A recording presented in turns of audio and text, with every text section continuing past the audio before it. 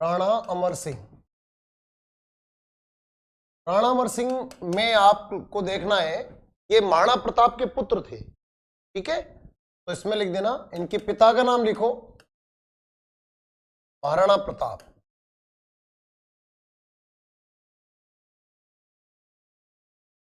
और इनका जो राज तिलक हुआ, राज तिलक लिख देना जब महाराणा प्रताप की मृत्यु हो गई 19 जनवरी 1597 को, 19 जनवरी 1597 ईस्वी को इनकी मृत्यु हो गई। ठीक है, तब जाके इनका राज तिलक हुआ था। लेकिन जब इनका राज तिलक हुआ उससे पहले महाराणा प्रताप जब मरणासन अवस्था में थे, घायल हो गए थे धनुष प्रत्यंचा की आजमाइश के समय, तो उनको बड़ी दुविधा हो रही थी प्राणों को त्यागने में। ठीक है, तो महाराणा प्रताप ने जब उनको दुविधा हो रही थी तो मेवाड़ी सामंतों ने महाराणा प्रताप से कहा, प्रताप जी ऐसी क्या व्यथा है, क्या दुविधा है जिसकी वजह से आप अपने प्राणों को नहीं त्याग पा रहे। तो महाराणा प्रताप ने कहा कि मुझे मेवाड़ की चिंता है, मुझे मेरे मेवाड़ की चिंता है, मुझे मेरे मेवाड़ की स्वाधीनता की चिंता है। बोलो महाराज जी, महाराणा जी आपके बाद में आपका पुत्र अमर सिंह है। बोलो अमर सिंह तो बहुत ही आलसी है, अमर सिंह का कोई पता नहीं है कि वो मेवाड़ की रक्षा कर पाएगा नहीं कर पाएगा। तो तमाम मेवाड़ी सामंतों ने महाराणा प्रताप को यह वचन दिया कि हम आपको यह वचन देते हैं कि यदि अमर सिंह जी यानी कि राजकुमार साहब अगर मेवाड़ को सुरक्षित नहीं रख पाएंगे तो हम आपको वचन दे रहे कि अपने प्राणों को का बलिदान करके भी मेवाड़ की सुरक्षा करेंगे। जब वचन दिया, वचन देने के बाद में महाराणा प्रताप ने प्राणों को त्यागा और उसके बाद में फिर अमर सिंह का राज तिलक हुआ। अमर सिंह जी का जब राज तिलक हुआ तो इनका जो राज तिलक है ये चावंड में हुआ था। कहां पर हुआ राज तिलक? चावंड में। तो मैंने आपको पिछली क्लास में बताया कि चावंड महाराणा प्रताप की संकटकालीन राजधानी है, यानी कि संकटकालीन राजधानी। ये संकटकालीन राजधानी कब से कब तक रहा? तो ये संकटकालीन राजधानी रहा 1585 से लेकर के 1585 तो 1615 ईस्वी तक ये चावंड जो है महाराणा यानी कि मेवाड़ की संकटकालीन राजधानी के रूप में रहा।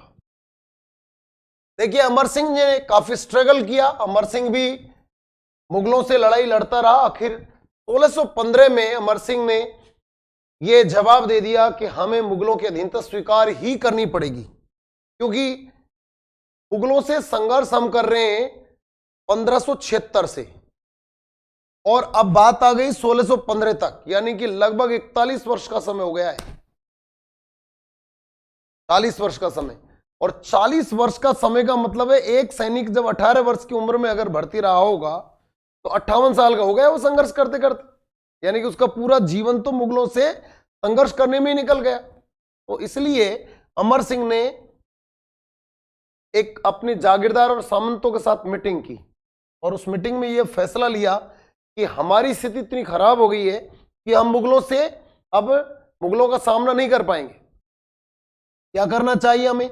तो तमाम सामंतों ने सभी ने यह कहा कि महाराज हमें मुगलों की अधीनता स्वीकार कर लेनी चाहिए, क्योंकि मुगल पूरे हिंदुस्तान के शहंशाह हैं, हम एक छोटी रियासत के राजा हैं, तो हम उनका मुकाबला नहीं कर पाएंगे, इसलिए हम लोगों को मुगलों की अधीनता स्वीकार कर लेनी चाहिए। अब मुगलों की अधीनता स्वीकार कैसे करें, इसके लिए प्रक्रिया क्या अपनाएं? तो ये जो अमर सिंह है इसका एक बेटा था जिसका नाम था कर्ण सिंह। अमर सिंह के पुत्र का नाम क्या है? कर्ण सिंह। ये जो कर्ण सिंह है, और उधर मुगल शासक कौन है? जहांगीर। मुगल शासक कौन है? जहांगीर। जहांगीर 1605 में शासक बन गया था, क्योंकि अकबर 1605 में मर गया, तो अकबर की मृत्यु के बाद जहांगीर शासक बना। जहांगीर का एक पुत्र था जिसका नाम था खुर्रम। क्या नाम था? खुर्रम। ये जो खुर्रम है इसका पुत्र, इस खुर्रम की और कर्ण सिंह दोनों की दोस्ती थी बहुत अच्छी, दोनों साथ साथ शिकार खेलने जाते थे। एक दिन दोनों जंगल में शिकार खेलने के लिए गए, तब इस कर्ण सिंह ने खुर्रम से कहा कि मुझे ऐसा लगता है कि मेरा पिता आपके पिता की अधीनता स्वीकार कर सकता है, तो एक बार अपने पिता से पूछ के देखना कि मेरे पिता की अधीनता अगर वे स्वीकार करना चाहें अमर सिंह जी, तो क्या आपके पिता जहांगीर अधीनता स्वीकार करवाने के लिए तत्पर रहेंगे? तो इसके लिए जब इसने अपने पिता जहांगीर से जाके पूछा तो इसने कहा ये तो बहुत ही अच्छा काम है, नहीं है, यानी कि जो काम मेरा पिता कर रहा था मैं भी कोशिश कर रहा हूं मुगलों का अधीन बनाने के लिए, तो ये तो मेरे लिए ज्यादा अच्छा उचित है। इसलिए जहांगीर एग्री हो गया। तो इसलिए जब जहांगीर एग्री हो गया तो कर्ण सिंह ने अपने पिता से अमर सिंह से कहा कि जहांगीर जो है इसके लिए संधि के लिए तैयार है। अमर सिंह ने अपने पुत्र कर्ण सिंह से कहा, कर्ण सिंह तुम जाओ,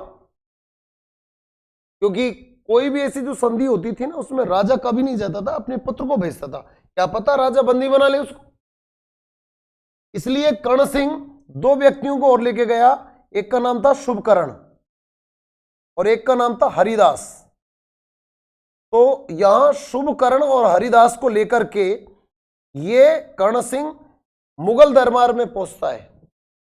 और ऐसा है, मुगल दरबार में जैसे ही पहुंचता है तो जहांगीर इसके रेस्पेक्ट के लिए, इसके सम्मान के लिए, आगरा में उस समय बैठा हुआ था, तो ऐसा कहता है इतिहासकार कि जो जहांगीर है वो खड़ा हो गया दरबार में इसके स्वागत के लिए। किसके? कर्ण सिंह के स्वागत के, मतलब बतौर राजकुमार संधि के लिए आता है। और जहांगीर एक हिंदुस्तान का शहंशाह एक राजकुमार के लिए गद्दी को छोड़ करके खड़ा हो जाता है और उसको सम्मान देने के लिए ये दरबार तक, इसके दरवाजे तक चल के आता है, दरवाजे से इसको लेके जाता है और अपने पास में एक जो चेयर लगी होती है, कुर्सी लगी होती है, उस पर बैठाता है। इतना बड़ा कर्ण सिंह को सम्मान दिया जहांगीर ने। और इसलिए इतिहासकारों ने कहा कि जिस कार्य को जहांगीर का पिता नहीं कर सका उस कार्य को जहांगीर ने किया। वो कार्य क्या था? वो था मेवाड़ की अधीनता। देखिए अकबर पूरा जीवन भर संघर्ष करता रहा मुगलों को या मेवाड़ियों को अपनी अधीनता स्वीकार कराने के लिए, लेकिन मेवाड़ियों ने अधीनता स्वीकार नहीं की, पर जहांगीर ने वो काम कर दिखाया। तो 1615 में इन लोगों ने जहांगीर की या मुगलों की अधीनता स्वीकार कर ली। इसलिए अमर सिंह की राजधानी जो 1615 तक थी, चावंड में थी, अब वो राजधानी यहां इन्होंने चित्तौड़गढ़ को दे दिया कि भाई जब आपने हमारी अधीनता स्वीकार कर ली तो अब चित्तौड़गढ़ आप रखो। तो इन लोगों ने चित्तौड़गढ़ को, राजधानी को चित्तौड़गढ़ को दे दिया और इसीलिए ये यहां चावंड को छोड़ करके चित्तौड़गढ़ चले गए और चित्तौड़गढ़ में फिर अमर सिंह रहने लगा। तो काफी समय के बाद, लगभग ऐसा समझ लीजिए 40 यानी कि 1567 से 1567 में उदय सिंह ने जीता चित्तौड़गढ़ को। तो 1567 से लेकर के 1567 से लेकर के 1615 तक जो चित्तौड़गढ़ है वो मुगलों के अधीन रहा। तो यहां पर 33 वर्ष तो ये टाइम हो गया, प्लस 15 वर्ष का ये टाइम हो गया, 33 और 10 43, 43 और 5 48 वर्ष तक चित्तौड़गढ़ किसके अधीन रहा? मुगलों के अधीन रहा। 48 वर्ष, 48 ईयर्स। तो चलिए लिखिए राणा अमर सिंह, हेडिंग डाल दिया होगा आपने राणा अमर सिंह। और राणा अमर सिंह में आप लोग लिखिए महाराणा प्रताप की, ये तो लिख दिया साथ, महाराणा प्रताप इसका रास्ते लिख दिया। देखिए अमर सिंह ने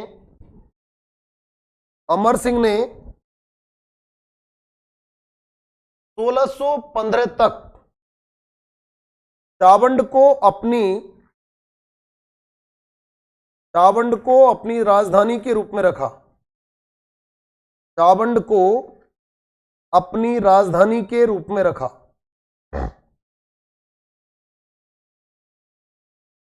ठीक है, नीचे लिखिए अमर सिंह ने 1620 तक शासन किया।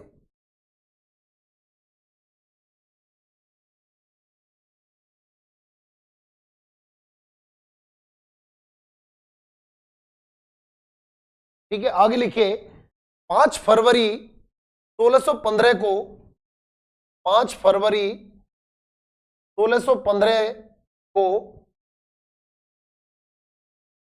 5 फरवरी 1615 को मेवाड़ 5 फरवरी 1615 को मेवाड़ और मुगलों के मध्य संधि हो गई। मेवाड़ और मुगलों के मध्य संधि हो गई।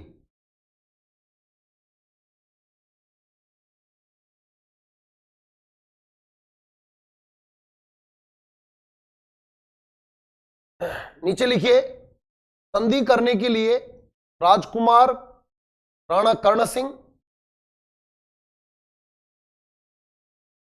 संधि के लिए राजकुमार या युवराज लिख सकते हो, कर्ण सिंह तथा शुभकर्ण व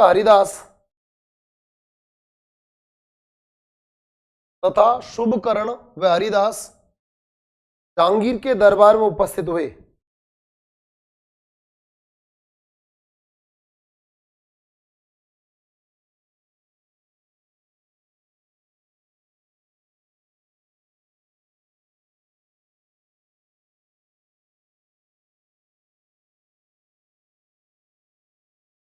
ठीक है, लिख दिया। हालांकि इस संधि से, लिखिए, हालांकि इस संधि से अमर सिंह खुश नहीं था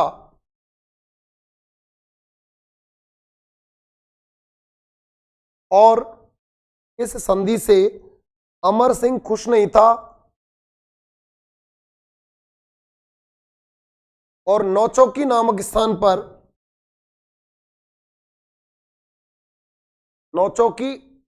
स्थान पर जाकर रहने लगा।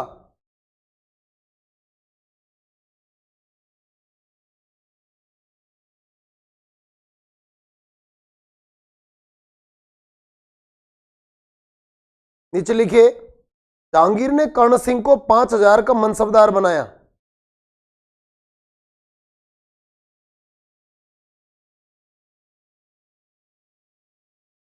जहांगीर ने कर्ण सिंह को 5,000 का मनसबदार बनाया।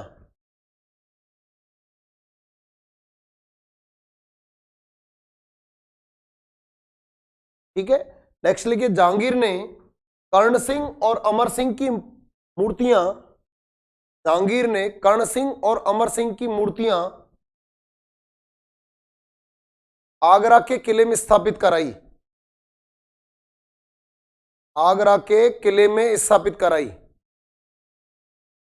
कर्ण सिंह व अमर सिंह की मूर्तियां आगरा के किले में स्थापित कराई।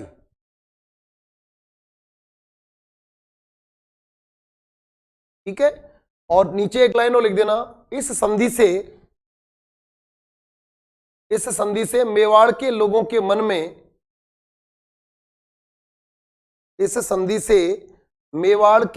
के मन में स्वतंत्रता की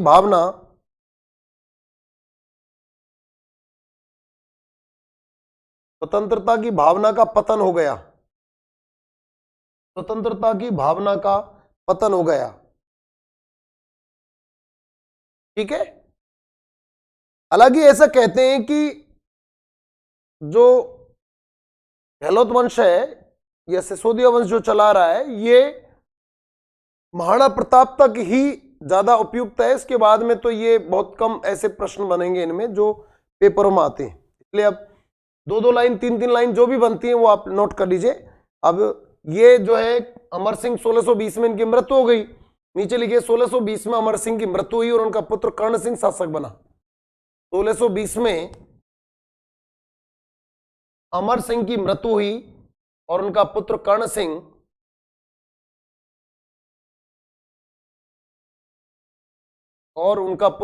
सिंह शासक बना।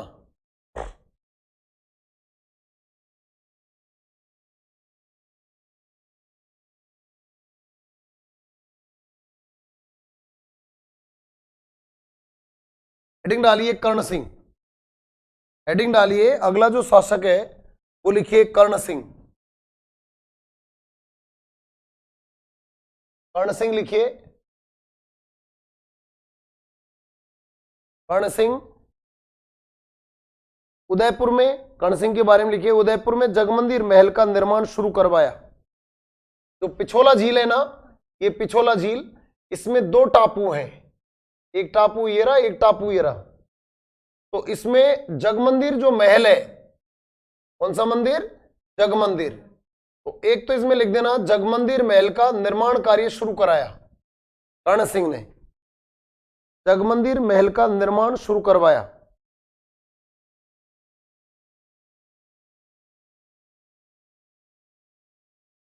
ठीक है, और ये जो जगमंदिर महल है, ये वही महल है जब खुर्रम ने विद्रोह किया, जब खुर्रम ने विद्रोह कर दिया था, तो खुर्रम ने विद्रोह जब किया उस समय उसने इन्हीं महलों में शरण ली थी।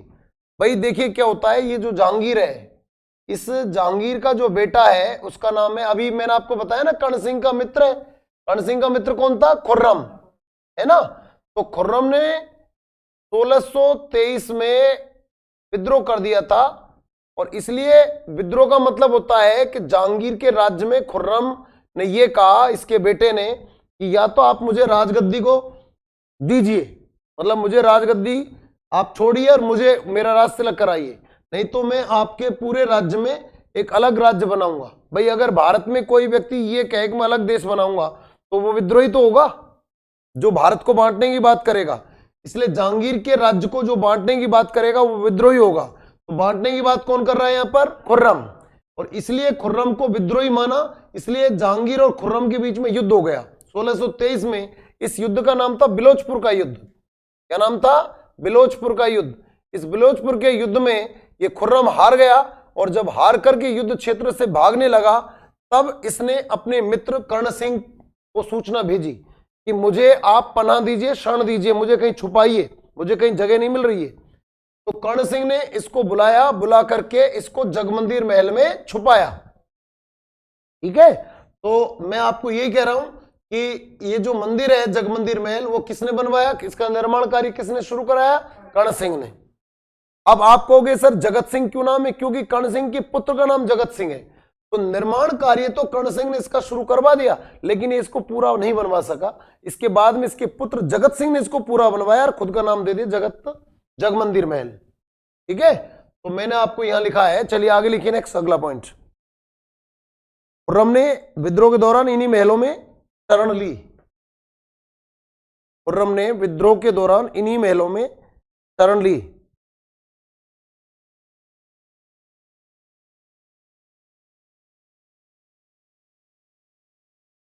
ठीक है, आगे लिखिए जगमंदिर महल का निर्माण कार्य। देखो जगमंदिर महल का निर्माण कार्य, महल का निर्माण कार्य कर्ण सिंह के पुत्र जगत सिंह प्रथम के द्वारा कराया गया। जगत सिंह प्रथम के द्वारा कराया गया।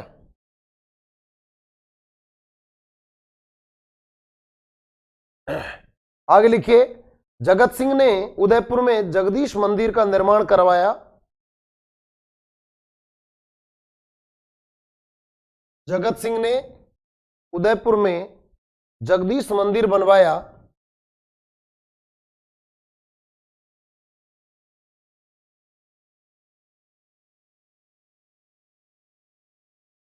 ठीक है, कौन सा मंदिर बनवाया? जगत सिंह ने जगदीश मंदिर बनवाया, जिसे सपनों में बना मंदिर भी कहते हैं। इसे कौन सा मंदिर कहते हैं? सपनों में बना मंदिर। सपनों में बना मंदिर भी कहते हैं। सपनों में बना मंदिर भी कहते हैं।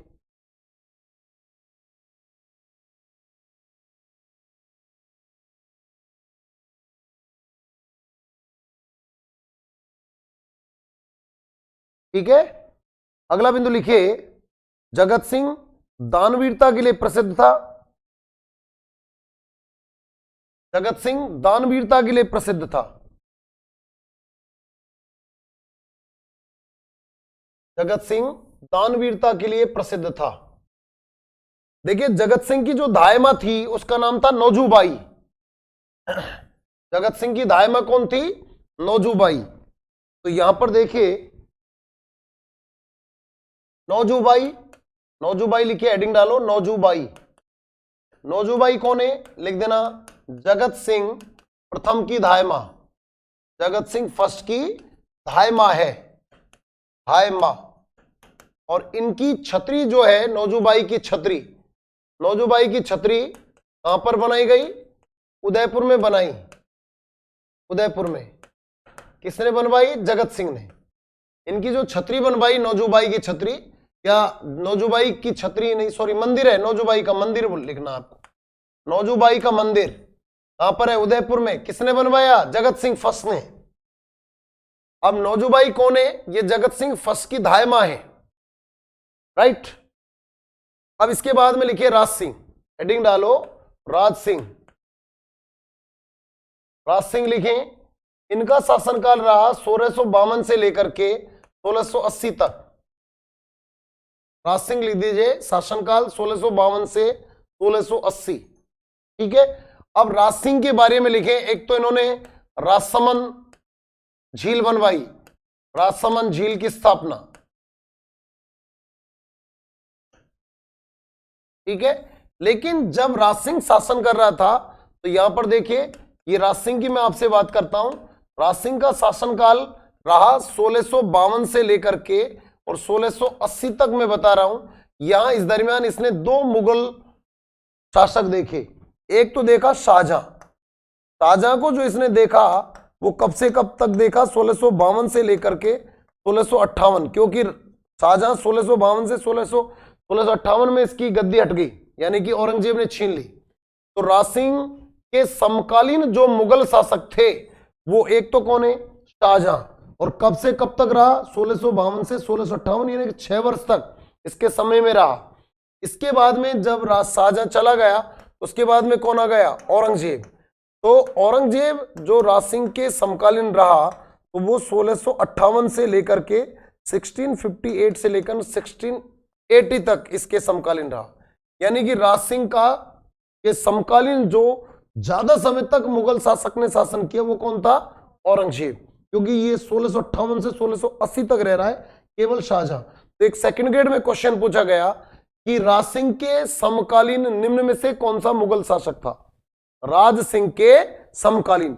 अब उसमें ऑप्शन में ए शाहजहां लिखा, बी औरंगजेब लिखा, तो इसमें तो दोनों ही ऑप्शन राइट थे, इसलिए आरपीएससी को यह क्वेश्चन डिलीट करना पड़ा। अब बाई चांस कहीं आए तो इनमें से दोनों में से एक आएगा, ये ध्यान रखें। अब देखिए क्या होता है, ये राजसमंद झील बनवाई राणा राज सिंह ने, ठीक है। इसके समकालीन मुगल शासकों के नाम लिखो। औरंगजेब, राज सिंह के समकालीन मुगल शासक कौन थे? एक तो कौन था? शाहजहां। शाहजहां का क्या समय था? 1652 से 1658। और दूसरा जो शासक था वो कौन था? औरंगजेब।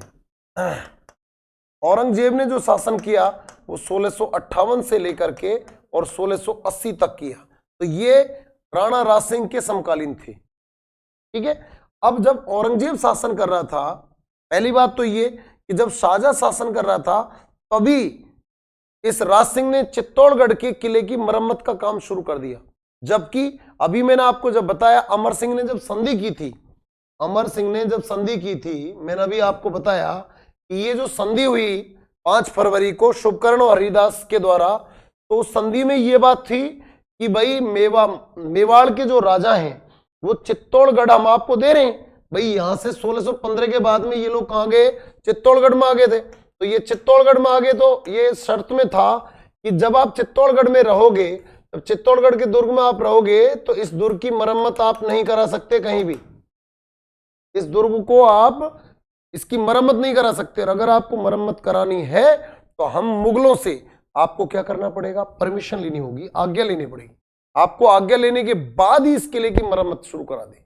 लेकिन ऐसा कहते हैं कि ये जो राज सिंह के पिताजी जो थे, जिनका नाम था, मैंने जगत सिंह फर्स्ट अभी बताया, तो जगत सिंह फर्स्ट है, उन्होंने ये देखा मेरी चित्तौड़गढ़ का अपने जीवन काल के अंत में इन्होंने क्या किया? 1650 के आसपास चित्तौड़गढ़ में मरम्मत का काम शुरू कर दिया शाहजहां के शासनकाल में।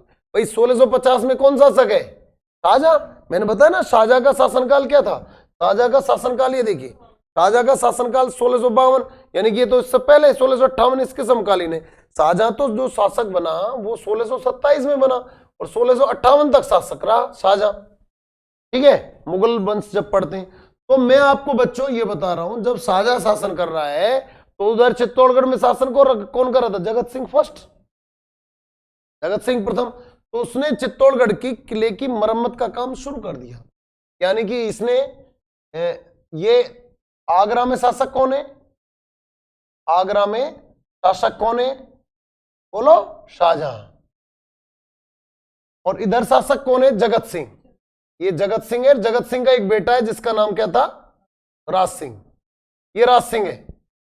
तो जब जगत सिंह शासन कर रहा है तो इसने, जगत सिंह ने अपने बेटे से कहा यार ये चित्तौड़गढ़ का जो किला है ये मरम्मत मांग रहा है, इसमें इसकी मरम्मत करवानी चाहिए, कंगूरे अंगूरे बनवाओ इसमें। तो इसने, जगत सिंह ने इसकी मरम्मत का काम शुरू कर दिया। लेकिन जब मरम्मत का काम शुरू कर रहा है इस समय यहां मुगल शासक कौन है, शाहजहां। तो शाहजहां के काल में ही मरम्मत का कार्य शुरू करवा दिया था, लेकिन बहुत हल्के स्तर पर कराया, तो इसकी बहुत ज्यादा चर्चा नहीं हुई। फिर उसके बाद में जगत सिंह की मृत्यु हो गई 1652 में, और राजा कौन बन गया, राज सिंह। राज सिंह ने कहा कि मेरे पिता इस काम को कर रहे थे तो मैं इसको पूरी तरीके से कराऊंगा। तो इसने इधर को काम शुरू कराया। जब काम कर रहा था तो शाहजहां ने तो कुछ कहा नहीं, थोड़ा बहुत विरोध जताया होगा, नहीं है, लेकिन बहुत ज्यादा ऑब्जेक्शन नहीं आया। इसलिए राज सिंह ने इसकी मरम्मत, कंगूरे वंगूरे बनाओ भाई, नहीं इस तरीके से कंगूरे बनवा रहा है। ये यहाँ कंगूरे बनवा रहा है, जिसको मैं रेड कलर से ऐसे दिखा रहा हूं, यहाँ देखिए ये नए बनाए, ऐसे मान लीजिए कि भाई यहाँ कंगूरे बनवा दो, यहाँ कंगूरे बनवा दो, अच्छा बनवाओ, चित्तौड़गढ़ के किले को यहाँ बनवा दो, ये मरम्मत है, रेड कलर का जो काम हुआ है। इधर को शाहजहां, इधर का शासक बदल गया 1658 में। कौन आ गया इधर शासक, औरंगजेब। यहां भी नया काम हुआ, यहां नया शासक आ गया, रेड कलर में जो है औरंगजेब आ गया। ये रेड कलर से जो दिखा रहा हूं ये नया वर्क है। इधर भी शासक चेंज हो गया, कौन हो गया इधर को, अमर सिंह, राज सिंह सॉरी, इधर राज सिंह शासक हो गया। औरंगजेब के पास सूचना पहुंची सर चित्तौड़गढ़ के किले के मरम्मत कार्य शुरू हो गया। उसने कहा इसके मरम्मत कार्य शुरू कर देंगे। तो इसने क्या किया, अपनी सेना को भेजा। राज सिंह ने कोई युद्ध नहीं किया और इसकी सेना आई और इस कंगूरे अंगूरे तोड़ करके चली गई। ठीक है, कंगूरे तोड़ करके चली गई। राज सिंह ने फिर कंगूरे बनवाना शुरू कर दिया जैसे सेना वापस लौट गई। तो कुल मिलाकर के यहां बात यह होती है कि राज सिंह ने यह प्रण कर लिया कि मुझे औरंगजेब की किसी बात को मानना ही नहीं है, इसकी हर बात का विरोध किया है ना। और विरोध में क्या कर रहा है, एक तो सबसे पहले इसकी औरंगजेब की इच्छा के विरुद्ध राज सिंह ने चित्तौड़गढ़ के किले का मरम्मत कार्य शुरू करवा दिया। दूसरा, औरंगजेब एक कर लगाता था जिसका नाम था जजिया कर। कौन सा कर है, जजिया कर। ये गैर मुसलमानों से लिया जाने वाला तीर्थ कर है। कोई भी हिंदू कोई मुसलमान नहीं, कोई भी हिंदू या क्रिश्चियन या पारसी कहीं भी किसी यात्रा पर जाएगा, तीर्थ यात्रा पर जाएगा, तो उसको टैक्स देना पड़ेगा, 2 रुपया 1 पैसा 5 पैसा जो भी निर्धारित था। राज सिंह ने कहा औरंगजेब मेरे राज्य में कोई मेरी जनता का कोई व्यक्ति अगर तीर्थ यात्रा पर जाए मैं तो तेरे को जजिया कर दूंगा नहीं। पूरा हिंदुस्तान ने जजिया कर दिया पर राज सिंह ने इसको जजिया कर नहीं दिया। तो एक ये था औरंगजेब का जजिया कर का क्या किया, इसने विरोध किया। मतलब इसकी इच्छा है कि चित्तौड़गढ़ के किले की मरम्मत नहीं हो, लेकिन राज सिंह बोल रहा है करूंगा मरम्मत, यानी कि इसकी इच्छा का विरोध कर रहा है। फिर इसने कहा मैं जजिया कर लूंगा, राज सिंह ने कहा मैं तो नहीं दूंगा चाहे दुनिया दे। फिर इसने कहा मैं हिंदुस्तान के तमाम मंदिरों को तोड़ूंगा, राज सिंह ने कहा घुसने भी नहीं दूं मेरे मेवाड़ में, है ना। इसने कहा औरंगजेब का रिश्ता तय हो गया एक चारुमती से, किशनगढ़ की राजकुमारी थी चारुमती से रिश्ता तय हो गया। ठीक है, रूपनगढ़ का एक जागीरदार था रतन सिंह, उसकी ये बच्ची है, उसकी बेटी है, चारुमती से इसका विवाह तय हो गया। तो औरंगजेब जो है इसका विवाद तय हो गया, तो चारुमती ने राज सिंह को पत्र लिखा कि राज सिंह जी आप मेरी रक्षा करो, मैं किसी मुसलमान शासक से विवाह नहीं करना चाहती।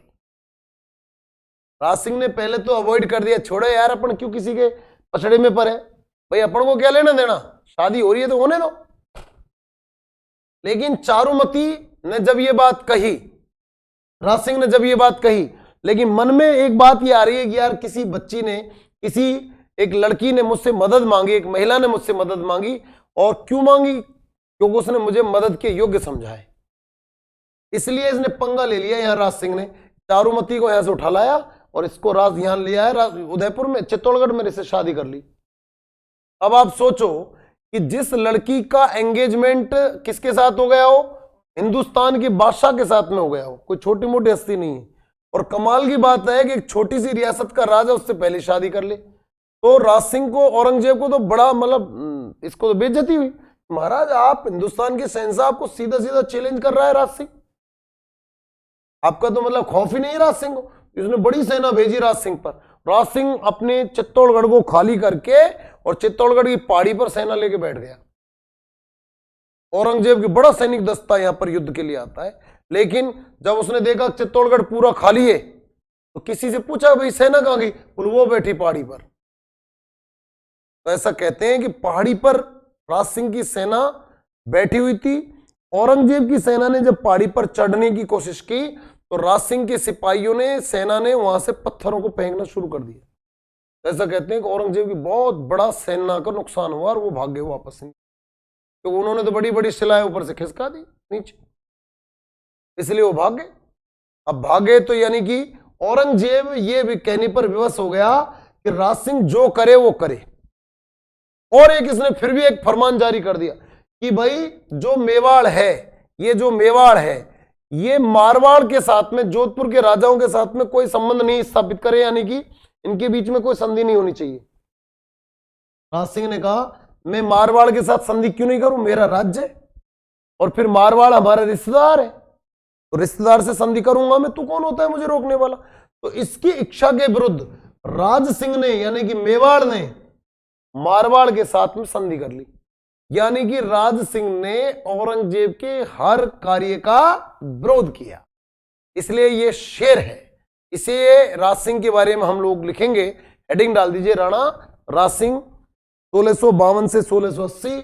और ये तो आपने लिख ही लिया होगा, दो मुगल शासकों की के समकालीन था, एक शाहजहां और एक औरंगजेब। नीचे लिखिए राज सिंह ने चित्तौड़गढ़ का पुनर्निर्माण शुरू करवा दिया।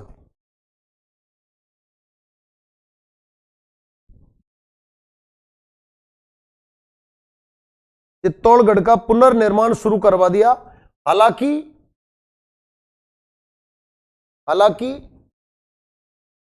यह कार्य राज सिंह के पिता, हालांकि यह कार्य राज सिंह के पिता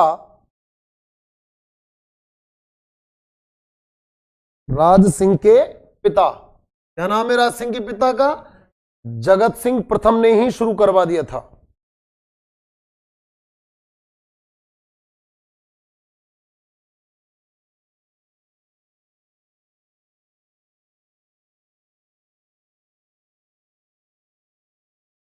अगला पॉइंट लिखें, नेक्स्ट। राज सिंह ने मुगलों के उत्तराधिकारी युद्ध में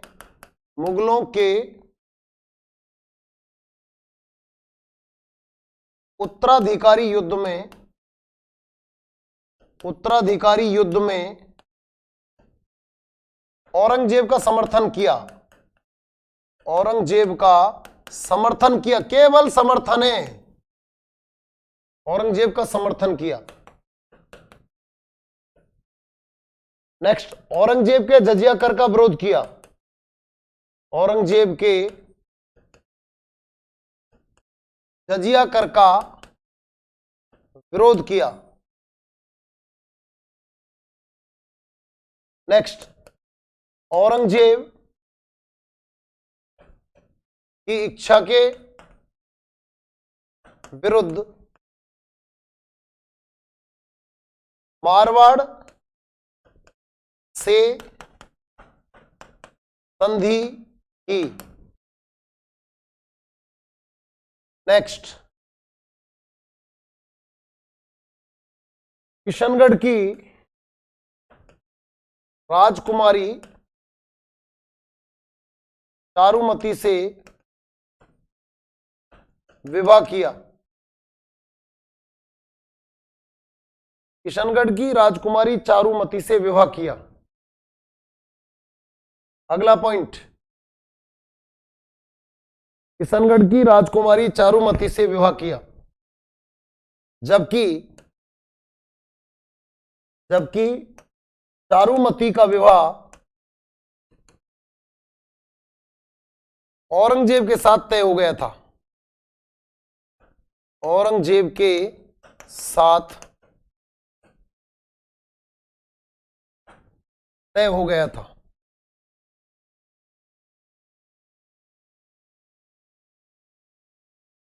औरंगजेब को मेवाड़ में हिंदू मंदिर तोड़ने से रोका।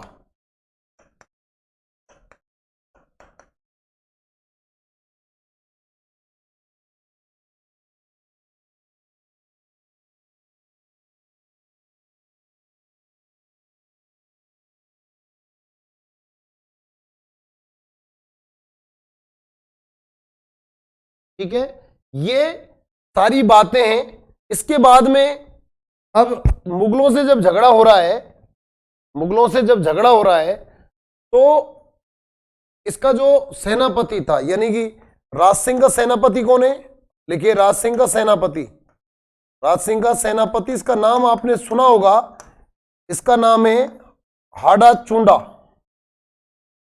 हाड़ा चूंडा। ठीक है, सलूमर का सामंत है हाड़ा, ये गलत लिख दिया, रतन सिंह चूंडा है ये, रतन सिंह चूंडा, रतन सिंह चूंडा। ये कौन है चूंडा, कहां का जागीरदार है, ये सलूम्बर का जागीरदार है, जो मैंने आपको पहले भी बताया पिछले क्लासों में। ये सलूम्बर का जागीरदार लिख देना, सलूम्बर का जागीरदार, ये सलूम्बर का जागीरदार है। जो राज सिंह का सेनापति है रतन सिंह चूंडा, ये सलूम्बर का जागीरदार है। जब औरंगजेब से लड़ने के लिए इसको बुलाया, लड़ने के लिए तैयार हुआ, तो उस समय इसकी शादी हुई थी रतन सिंह की हाड़ी रानी से, इसका नाम था सहल कंवर। अब जब ये युद्ध करने लगा तो इसको अपनी नई शादी हुई, तो अपनी पत्नी सहल कंवर की इसको याद आ रही थी।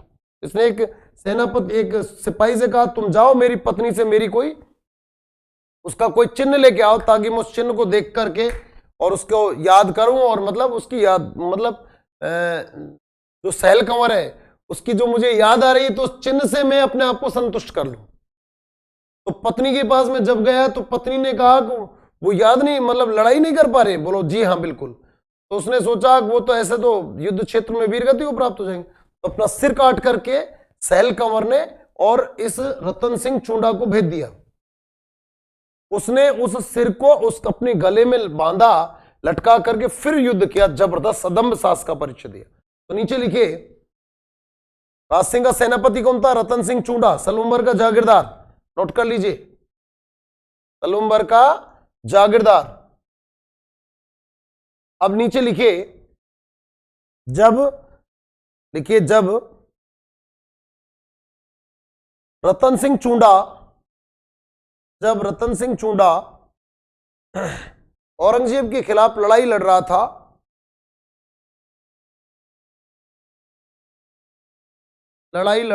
तब उन्हें अपनी पत्नी हाड़ी रानी सहल कंवर, ये नाम पूछ लिया जाता है, सहल कंवर की याद सताने लगी, याद सताने लगी।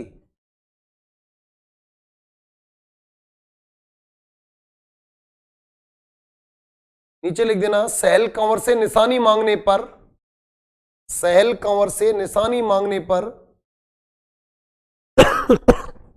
सहल कंवर से निशानी मांगने पर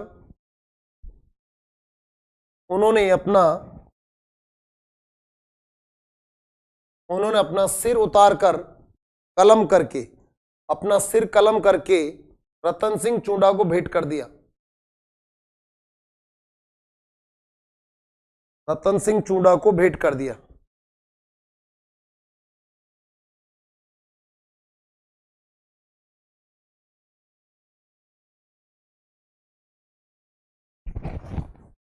ठीक है, अब इनकी उपाधियां लिखे, राज सिंह उपाधियां, राज सिंह की उपाधियां लिखे, विजय कलकातु, एक तो उपाधि लिखिए राज सिंह की, विजय कलकातु, विजय कलकातु एक तो इनकी उपाधि है। इसका अर्थ क्या होता है, विशिष्ट सैनिक, विशिष्ट सैनिक लिख दीजिए, इसका अर्थ है विशिष्ट सैनिक। एक इन्होंने दूसरी जो उपाधि धारण की थी वो हाइड्रोलिक रूलर की भी की। हाइड्रोलिक रूलर, इन्होंने जो उपाधि धारण की दूसरी वो कौन सी है? हाइड्रोलिक रूलर की उपाधि धारण की।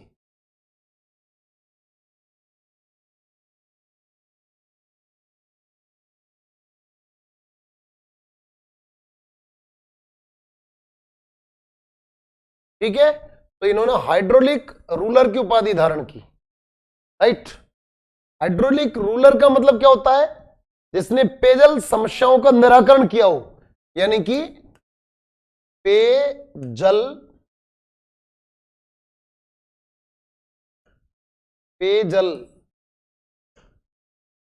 समस्याओं का निराकरण करने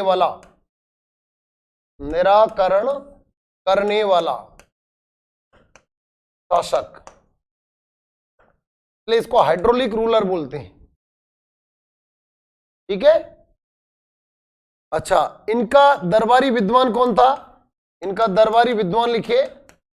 इनका दरबारी विद्वान एक तो था रणछोड़ तैलंग। रणछोड़ तैलंग, इन्होंने किसको लिखा? राज प्रशस्ति को लिखा। राज प्रशस्ति को लिखा। तो राज प्रशस्ति का लेखक कौन था? रणछोड़ तैलंग था। रणछोड़ भट्ट तैलंग, रणछोड़ भट्ट तैलंग। ठीक है, ये राज प्रशस्ति को लिखा इन्होंने। राज प्रशस्ति क्या है? जो राजसमंद झील है ना, उसकी उत्तरी पाल पर जो नौचों की स्थान है, उस नौचों की स्थान पर संस्कृत भाषा में मेवाड़ का इतिहास लिखा हुआ है, उसे राज प्रशस्ति कहते हैं।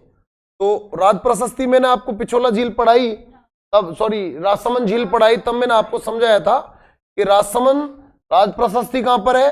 राजसमंद झील के उत्तरी पाल पर लिख देना, राजसमंद झील की उत्तरी पाल पर। झील की उत्तरी पाल पर इसको लिखा है। और ये किस भाषा में? इसकी भाषा क्या है? राज प्रशस्ति की भाषा लिख देना संस्कृत। और इसमें मेवाड़ का इतिहास लिखा हुआ है, बप्पा रावल से लेकर के और राणा राज सिंह तक का इतिहास है इसमें, राज प्रशस्ति में। ठीक है, बप्पा रावल से लेकर के और राणा राज सिंह तक का लेख है राज प्रशस्ति में। मेवाड़ के महाराणाओं की प्रशंसाओं का उल्लेख है इसमें। राइट, क्योंकि प्रशस्तियों में तो होता ही प्रशंसाओं का उल्लेख है। ठीक है, आगे लिखें, चलिए आगे नेक्स्ट पॉइंट।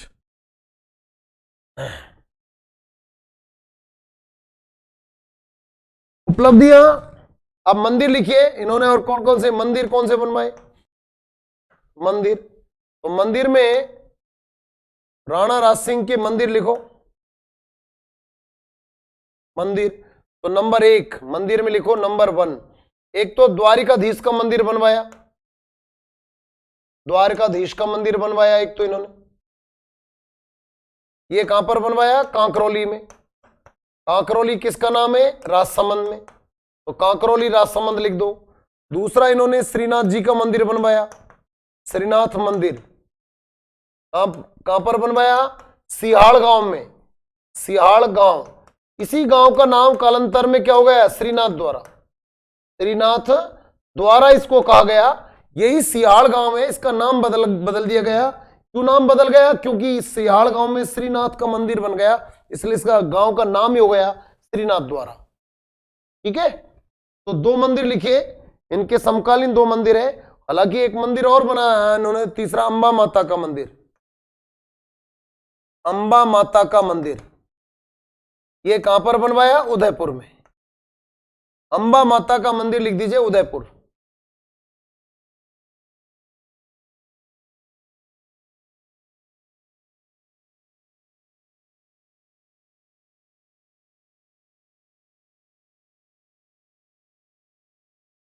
ठीक है, तो ये यहां पर आज आपका, इससे आगे कोई ऐसा मैटर बचता नहीं है। गहलोत वंश में राणा राज सिंह तक ही आप लोग पढ़िए, और राणा राज सिंह के बाद में कुछ अंग्रेज आ गए थे, फिर उसके बाद में समझौता हो गया और मेवाड़ चला गया, मुगलों अंग्रेजों के अधीन हो गया। तो यहां तक यानी कि सवाल भी यहीं तक आते हैं, राणा राज सिंह तक, उसके बाद में नहीं आते। तो इस तरीके से ये गहलोत वंश का जो टॉपिक है हुआ समाप्त। ठीक है, ये बहुत बड़ा टॉपिक था, लगभग मेरे ख्याल में 10-11 क्लास हो गई हैं इसकी। अब हम लोग जो है स्टार्ट करेंगे नेक्स्ट, अगला जो टॉपिक है वो लिखिए आप लोग, राठौड़ वंश। हेडिंग डाल दीजिए राठौड़ वंश, क्योंकि चौहान वंश हो गया और गहलोत वंश हो गया। अब हम चलते हैं किस कौन से, अब छोटे छोटे राजवंश है, राठौड़ वंश। ठीक है, हेडिंग डाल दीजिए राठौड़ वंश।